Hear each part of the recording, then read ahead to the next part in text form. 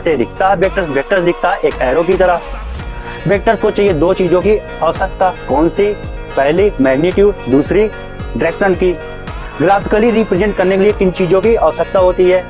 Head और tell को पूछ भी बोलते हैं। इस साइड रहता है एरो का हेड रहता है, साइड होता है टेल होता है। यहाँ पास एरो की क्या होती है? एक लेंथ होती है। लेंथ को कौन रिप्रेजेंट करता है? Magnitude of vectors direction. Why will vectors represent by drawing an arrow?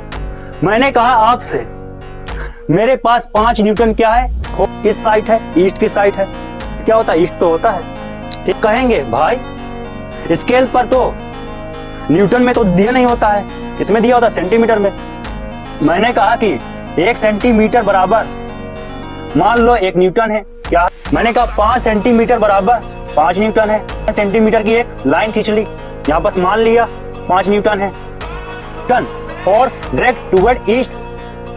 यहाँ पास इतना लंबा क्यों बना है? यहाँ पर छोटी सी रिप्रेजेंटेशन तो ढूंढना था। मान लो यहाँ पर 5 न्यूटन फोर्स दिया, कितना दिया? 5 न्यूटन फोर्स दिया है। क्वांटिटीज के ऊपर हम क्या लगा देते हैं? एरो लगा। फोर्स वेक्टर क्वांटिटीज है। मान लो यहाँ पास ए के ऊपर क्या लगा है? एरो लगा है।